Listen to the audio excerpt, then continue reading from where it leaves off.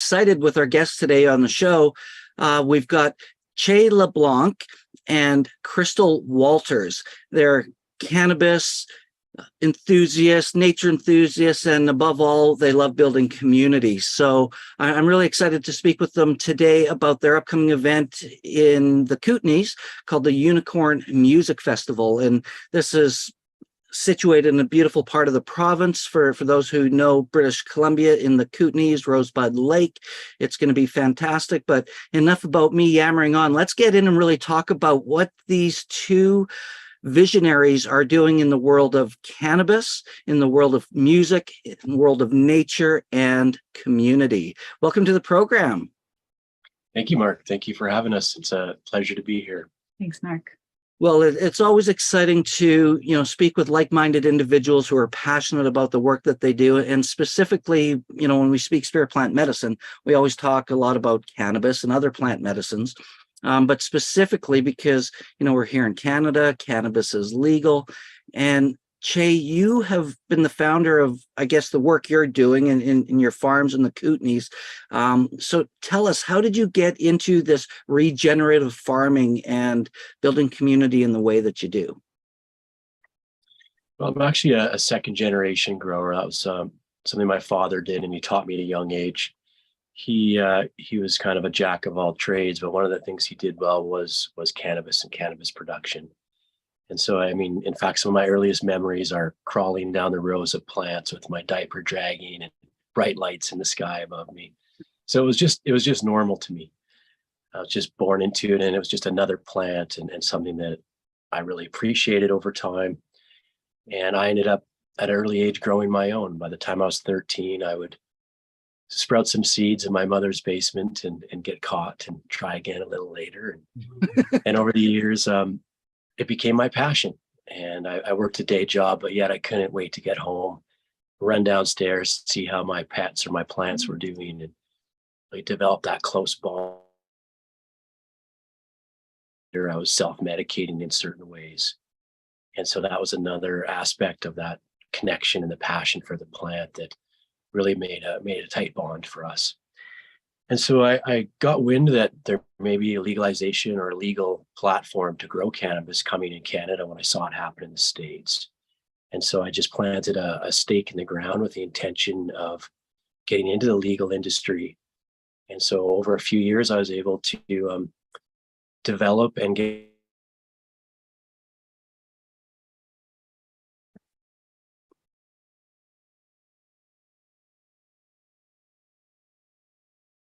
Oh, looks like we lost connection. I know there we go. We froze up there for a moment. about that. We're off grid here, so we're on Starlink, so it's not always awesome. That's okay. But, I get it. I was on Starlink for a while too, and I love it, but it does sometimes have connectivity things depending. So, but great. So back to wanting to get into the legal side of what we're talking about is cannabis cultivation, right? Yeah, that's right. Yeah. So I focused on getting licensed and building a facility, building a site. And I carried in my own genetics. Breeding is something that I've been interested in doing for a long time. And so I actually ended up bringing about 600 strains into the legal market. And then we had this beautiful property, and I always wanted to demonstrate to others, connecting with nature, growing in these ways, and really celebrating this plant and beyond. And then that's kind of what evolved into this event. Really, it started as an invite only. Some of the best growers in our community would come, and it was really a cannabis cup, an invite only cannabis cup. And that was the foundation of the roots of this. And then we started to add music. And then over time, Krystal came on board.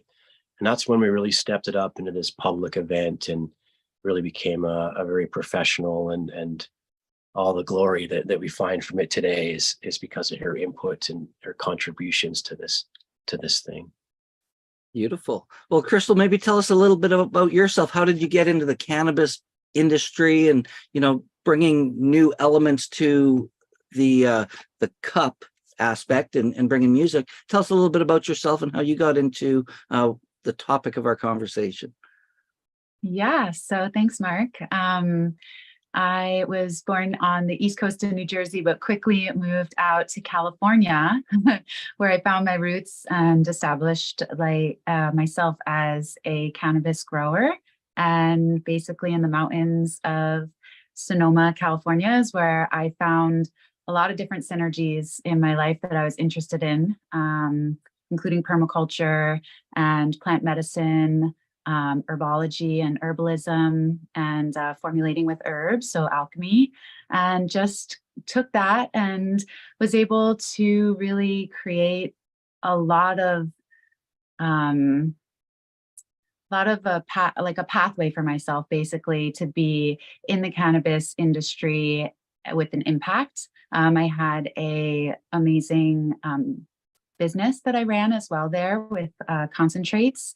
And that led me to be able to come to Canada, where I saw that a lot of the education was needed around cannabis and the way that people are consuming cannabis. And so I felt a need to bring my wisdom from California up to Canada, and then met Che at one of the events that he was producing, and we decided that it needed to be a ability for people in the community to come together, as well as kind of work with and look at the ways that cannabis is in the industry today is different than what we came from, which is to be able to educate people about what the information is that's out there, like different cannabinoids and other different elements of cannabis. So we saw that as a possibility with this platform, with the event, and we're able to kind of take it to the next level, which was general admission ticket sales and getting some teachers from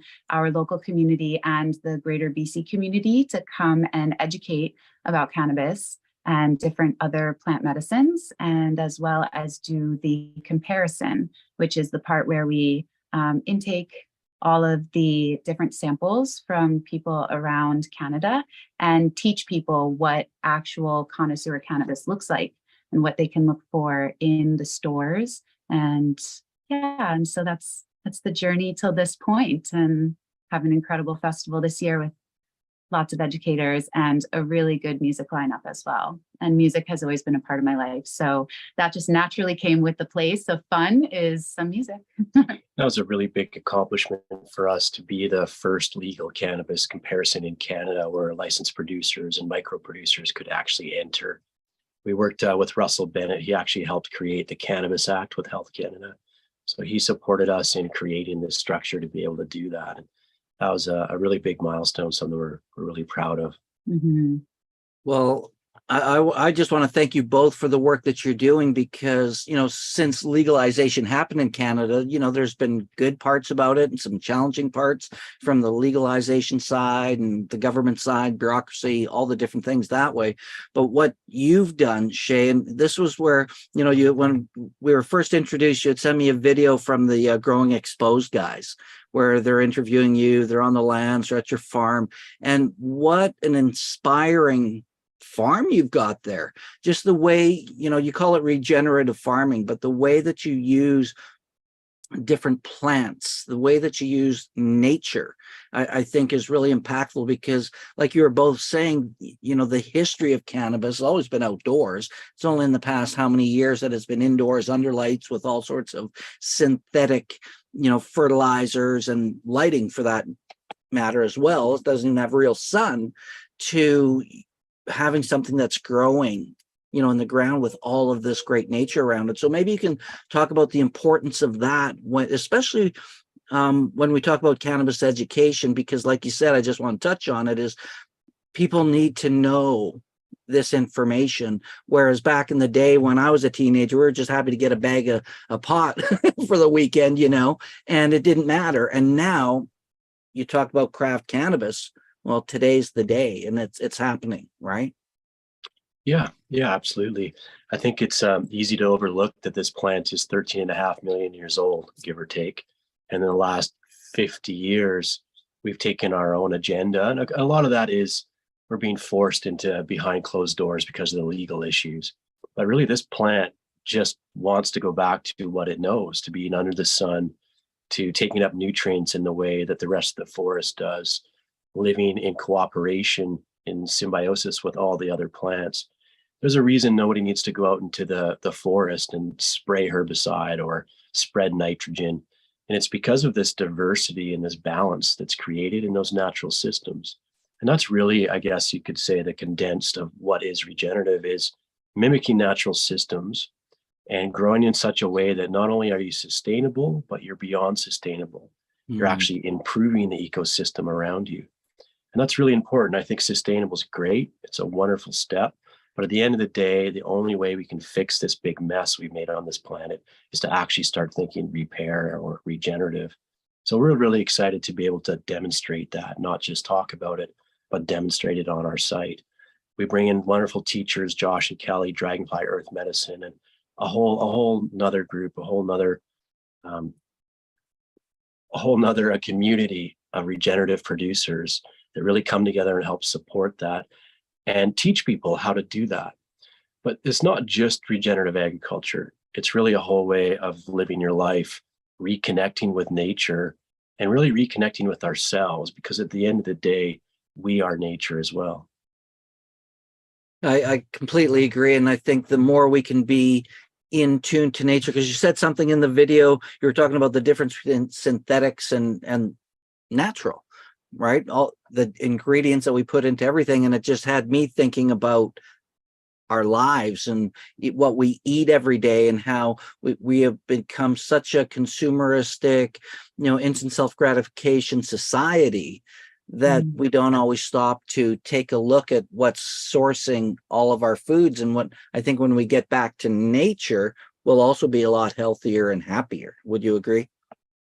Absolutely. Yeah. We can look at something, the intentions behind breeding the food that we have, and what are the boxes are looking to be checked. And I think it's really money is the driver. So shelf life, quantity, speed to harvest. These are really what's important, because it's big ag and money driving our food system, really. But if we look at nature, that's not how it works. Food density or bricks, we could look at the amount of sugars in a plant and the nutrient levels. There's a correlation between the brick scale and the nutrient density. And the food that we're eating these days is actually really low in nutrient density. So maybe we could have a third of the amount of a different genetic that's really dense in nutrients grown in these ways, and actually get more nutrients out of it than 3 times as much of something we bought off the shelf in a big grocery store.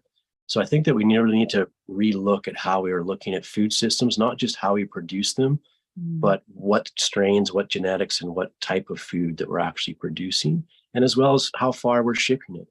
If we were to just all really shift our mindset into, let's just produce a little bit of food at home or in our yards where our lawns are, just a couple little garden beds, we could dramatically change how this whole food system and fossil fuels and health really of ourselves and our community, as well as morale.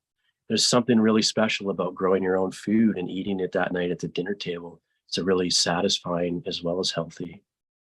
Well, I can't agree with you more. It's like, the difference between a tomato you grow in your backyard yourself versus what you buy in a supermarket. Even the best organic tomato in a supermarket, is still not the same.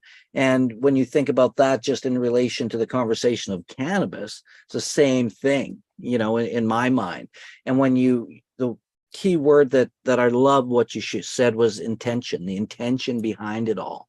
But when things are all just about money, and consumerism and capitalism, it changes the energy to your food, to your cannabis, to your medicine, to everything that you do. And that's what we talk about at Spirit Plant Medicine, is that connectedness to nature and, the ancient ways of being. Cannabis and hemp been around for, as long as history writes, it's there, it has a presence. So there's something to be said about that.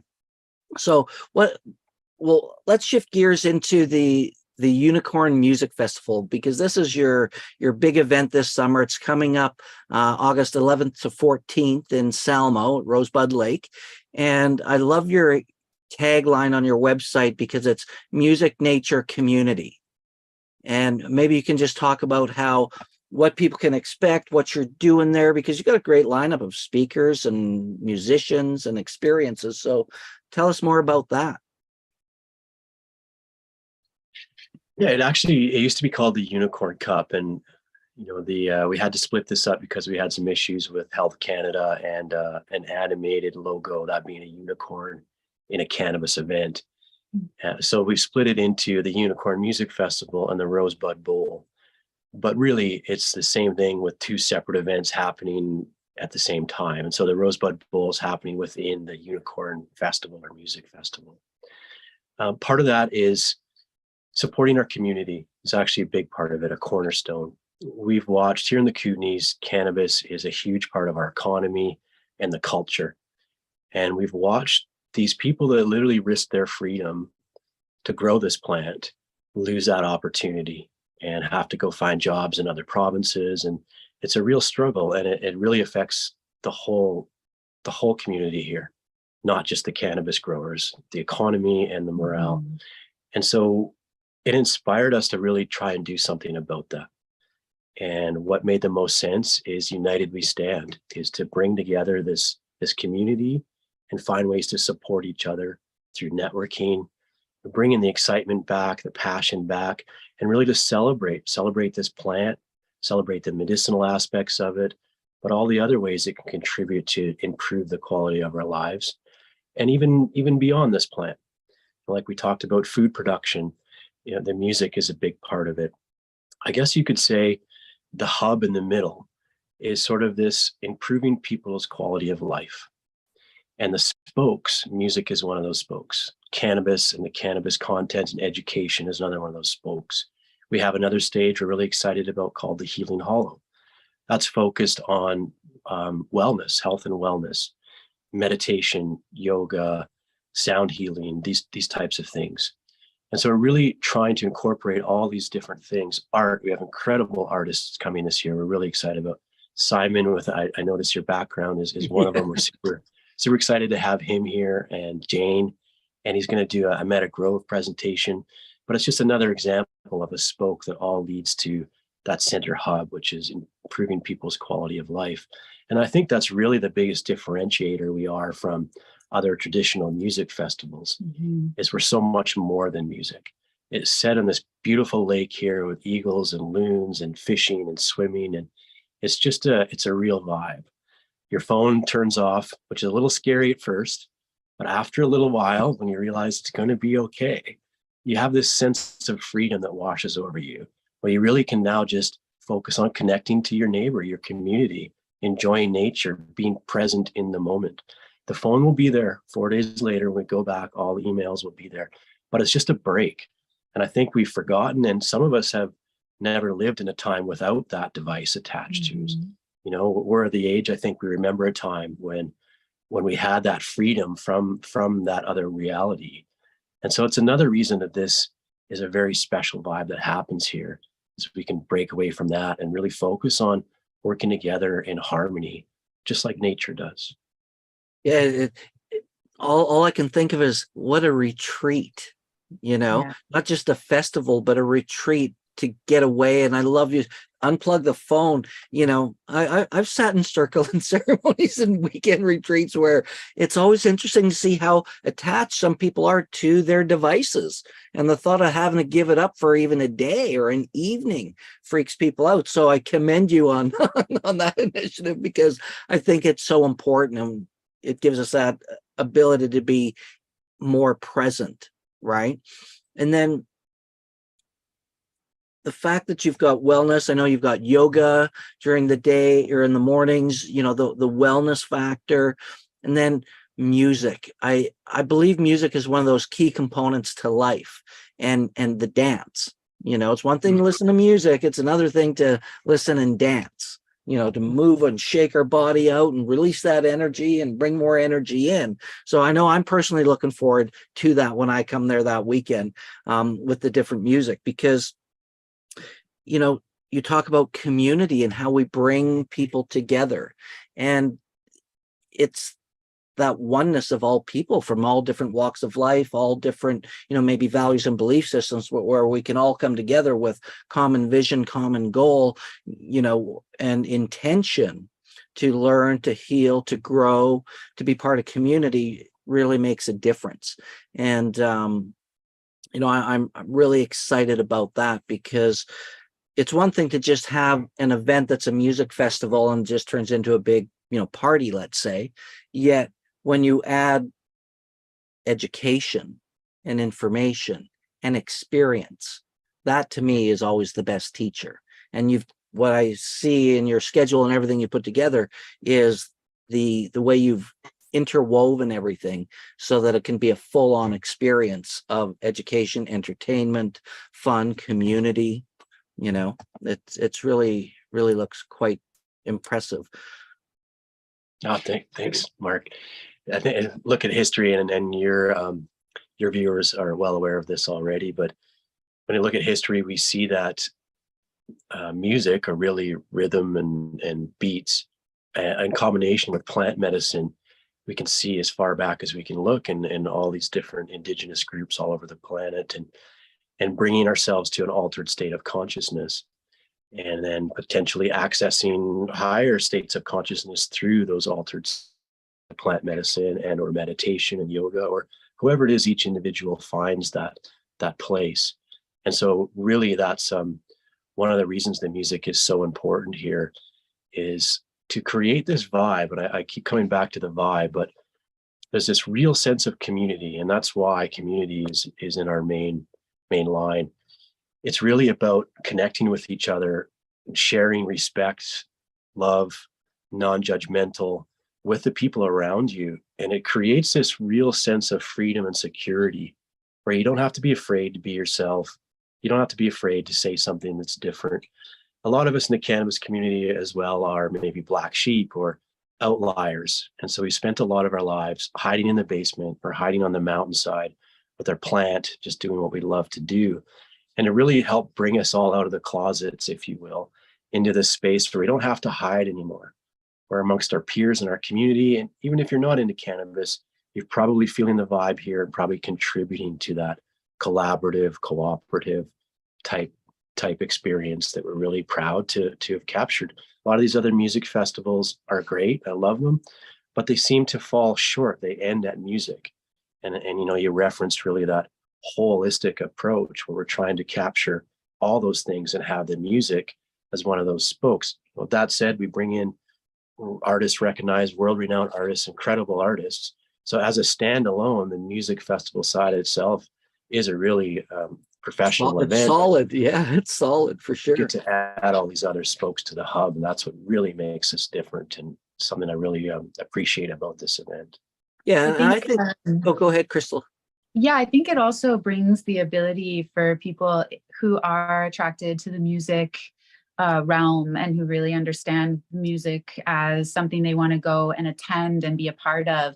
It actually allows them to have more information presented to them about spirit plant medicine, about the cannabis plant, and maybe they were curious, or maybe they had questions that they couldn't get answered in their own communities. And so they get to come together and have that authentic drop into themselves and say, hey, like, I have this question, or this is something I've wanted to try. And you have experts and you have people in that, plant medicine space to go and have a conversation with and bring that into their own lives when they return home. And so I think that's a really good opportunity to meet somebody who's prepared to explore and experience something like, plant medicines. Yeah, well said. It's great to have a wonderful time, but to leave inspired is next level. Well, absolutely. Well, you're speaking my language, because that's one of the purposes of my life, is just to inspire others to do something different, or, that light bulb goes on, or a different thought.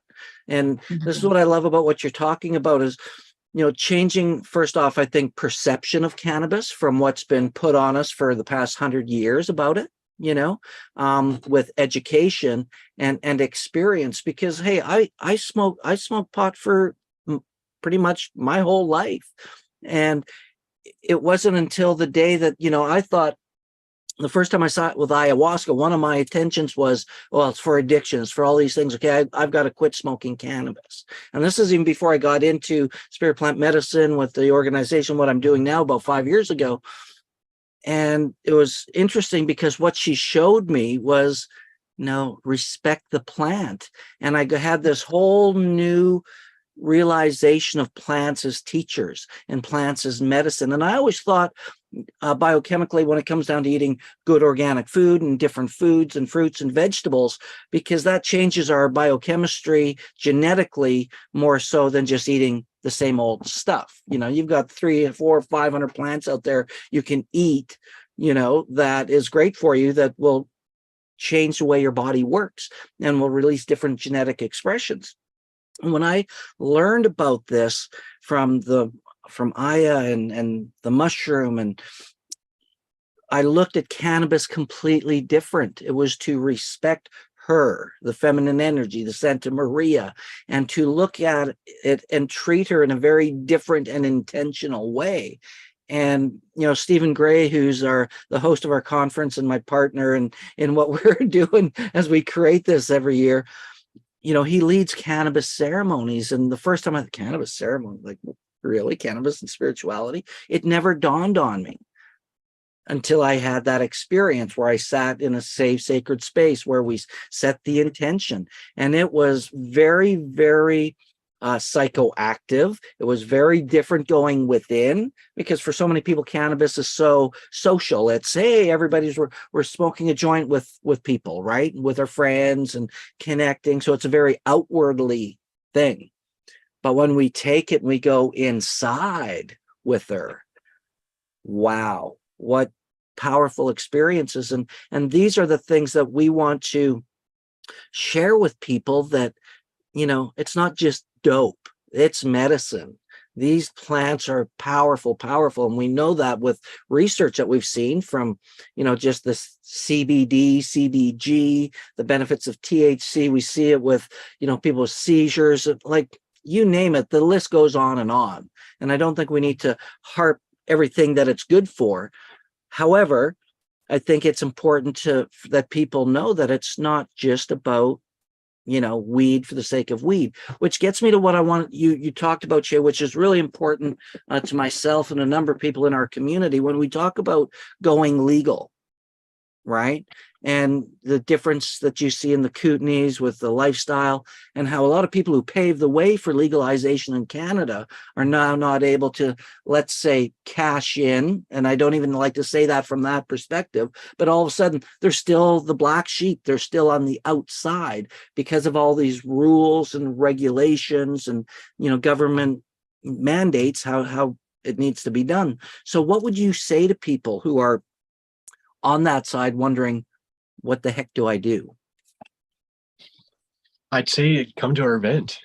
It's a big part of what we're trying to do here is reduce barriers so that these people deserve to be with this plant can be with this plant again and make a living at it.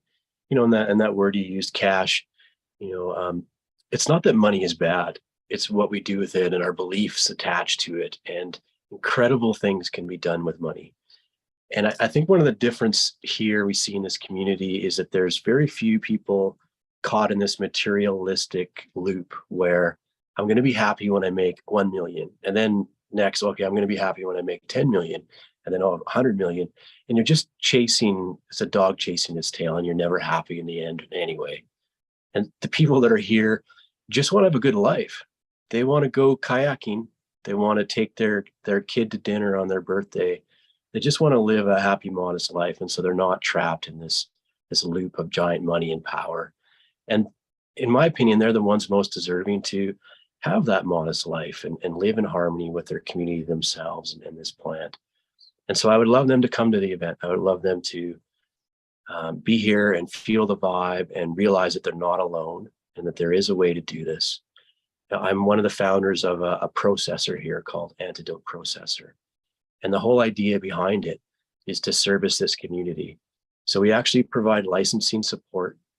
We potentially provide genetics. We buy the product at the end of the day for a fair price where everyone can make a living at it. And so we're trying to be vertically integrated, basically, because these growers are growers. 300-page document Health Canada application is not what they want to do or maybe capable of doing. They have green thumbs and they're good with this plant. And so if we can let them do what they want to do and help them with all the other parts, then I think it's really a win-win. And we can see this economy come back. We can see this morale come back in this community and beyond. You know, we have a program at Rosebud where we support micro growers, and it's still a little bit young in the early stages as we're all trying to, you know, reach a certain threshold of profitability. But it's a very similar idea. We give out our genetics. We support them with regenerative production methods. We don't say you're not allowed in our club because you don't grow regeneratively. We say, come on over, let us show you how to grow regeneratively. And then at the end of the day, we buy that product back and it goes into our product lines or our value added products. And that's where we make our couple $100, you know, and so we don't have to gouge the growers or the producers for that biomass. So there's some other examples here of how we're trying to create a win-win situation, bring this opportunity, this economy, and this plant back to our community and beyond.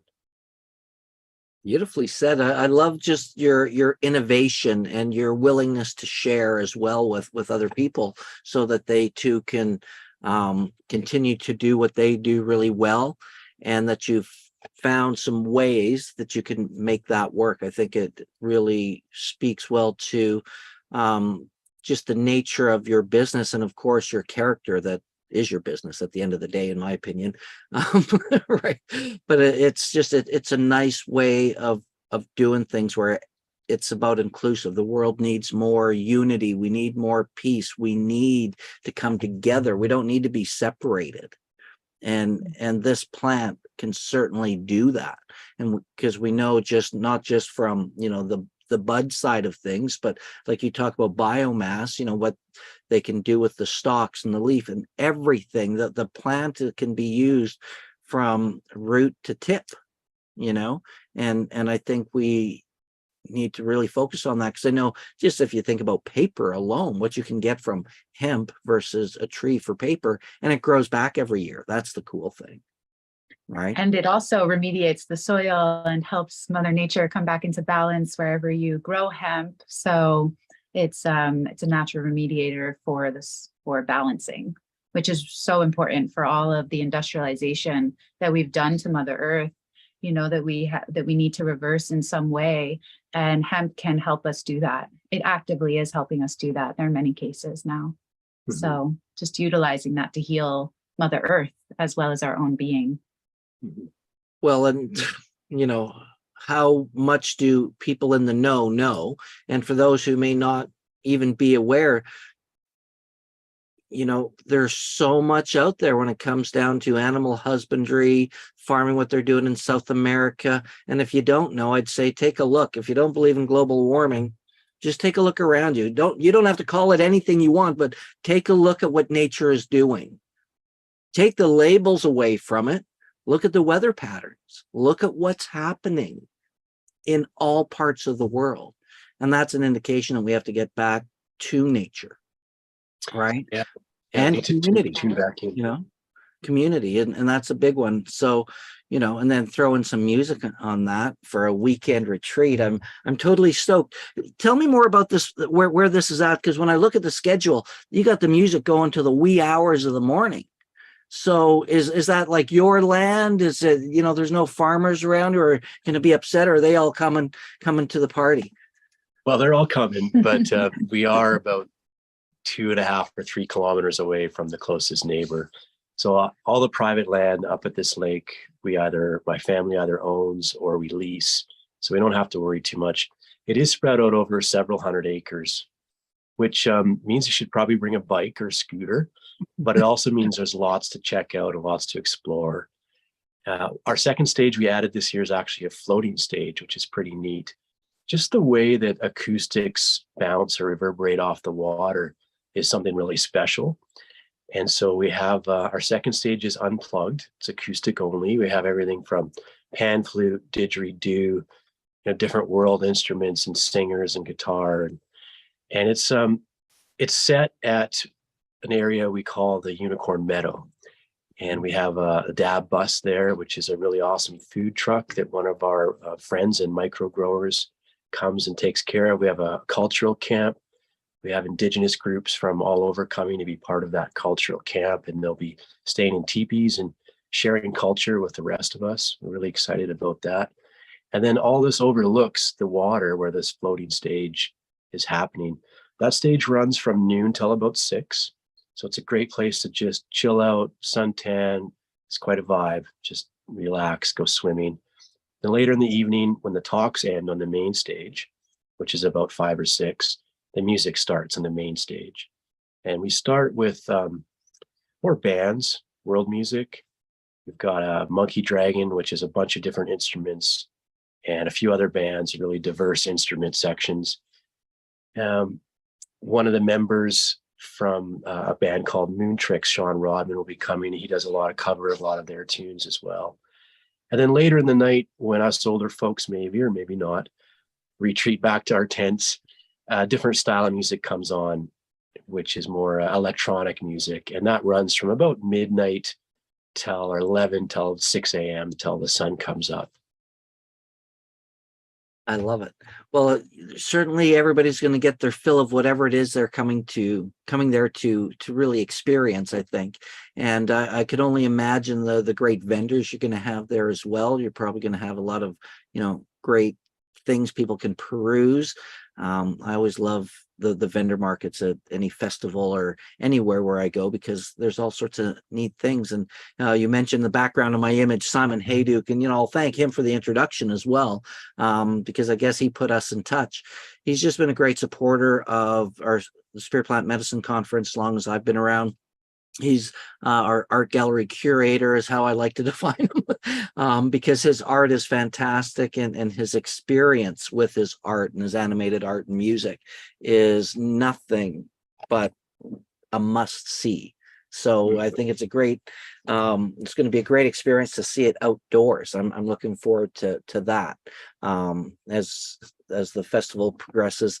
And yeah, you guys, I'm excited. I'm almost at a loss for words, because I think there's so much to talk about, yet I'd rather experience it.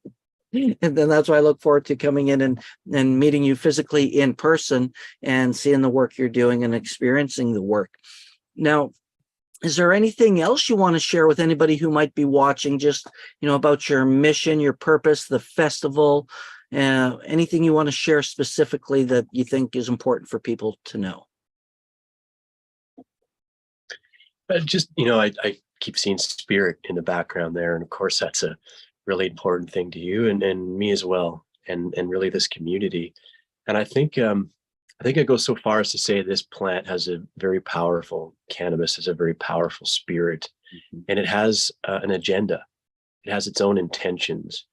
And in my opinion, from spending my whole life with this plant, its intentions are to help heal us, help us reconnect with ourselves, reconnect with our community, reconnect with nature, and live in harmony and balance.